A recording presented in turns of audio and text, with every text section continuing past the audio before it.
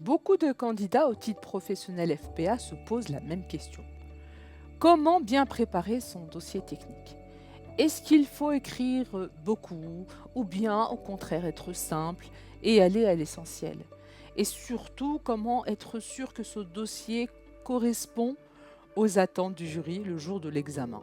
Si vous vous reconnaissez dans ces questions, alors cette vidéo est faite pour vous.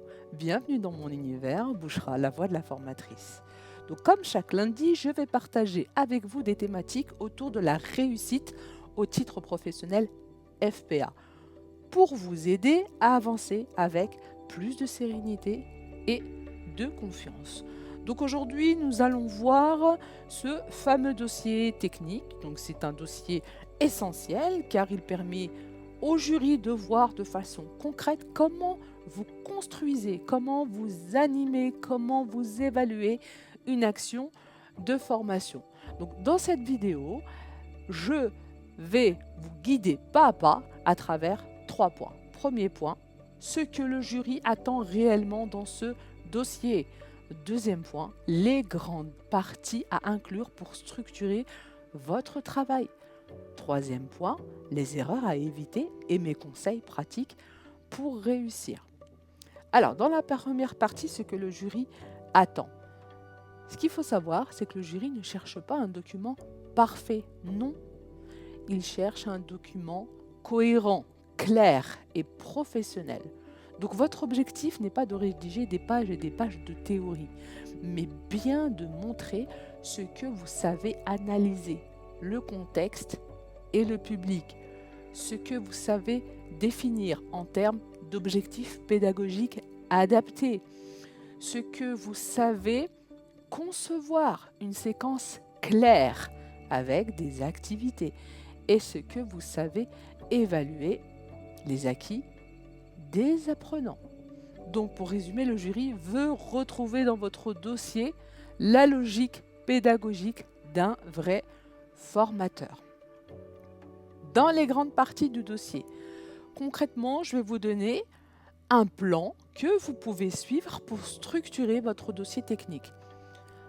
Premier point, la présentation du contexte, le public concerné, les prérequis, les besoins repérés.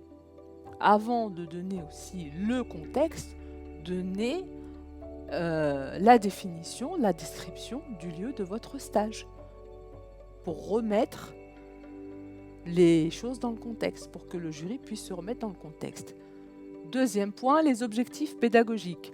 Formulés de manière claire, mesurable, reliés au référentiel, avec l'application évidemment des 3C et de la taxonomie de Bloom. La séquence pédagogique, le déroulé, les méthodes utilisées, les activités prévues, le temps imparti. En quatrième point, les supports et outils, documents, diaporamas, exercices, travail de groupe, tout ce qui peut appuyer votre séquence. En travers la théorie, amener et apporter des illustrations du concret. L'évaluation, comment vous vérifiez que les apprenants ont acquis les compétences. Et enfin, une analyse, un recul de vos observations, vos ajustements, ce que vous auriez pu améliorer, donc c'est-à-dire votre analyse de pratique professionnelle. Donc ce plan va vous donner un cadre solide, mais vous devez le personnaliser selon votre propre expérience. Les erreurs à éviter. Alors, je vois très souvent chez les candidats vouloir faire un dossier trop théorique. Non, c'est pas possible. Complètement déconnecté du terrain. Donc il faut vraiment intégrer la réalité du terrain. Oublier de relier ses choix pédagogiques aux besoins réels du public. Donc vraiment argumenter ses choix pédagogiques et que cela soit cohérent avec les besoins du public.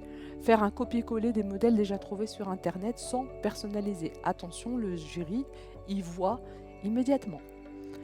Négliger la forme, pas de titre, pas de clarté ou trop de texte illisible. À éviter. Donc souvenez-vous bien, un bon dossier, c'est un dossier qui donne envie d'être lu, qui est organisé et qui reflète votre démarche personnelle. Pour plus de conseils pour que vous puissiez réussir, rédigez votre dossier au fur et à mesure de la formation. Ne laissez pas tout pour la fin pour éviter un surplus de stress. Demandez à un père ou à un formateur de le relire pour vérifier la clarté, la cohérence de votre dossier.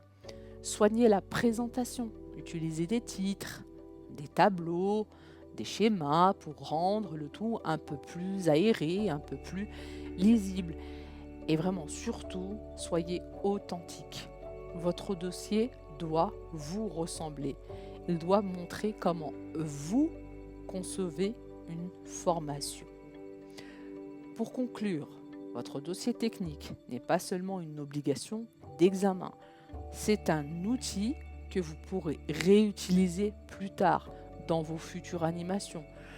Voyez-le comme un investissement pour votre avenir de formateur. Donc voilà, j'espère que ces conseils vous aideront à préparer un dossier technique solide, clair et impactant. Merci d'avoir suivi cette vidéo. N'hésitez pas à vous abonner à la chaîne et à activer la cloche, ne pas manquer aucun contenu. Chaque lundi, je vous retrouve pour une nouvelle thématique, réussir son titre FPA, afin de vous accompagner pas à pas. À très bientôt et souvenez-vous, croyez en votre réussite car vous en êtes capable. C'était la voix de la formatrice Bouchra. Ta bonne nouvelle.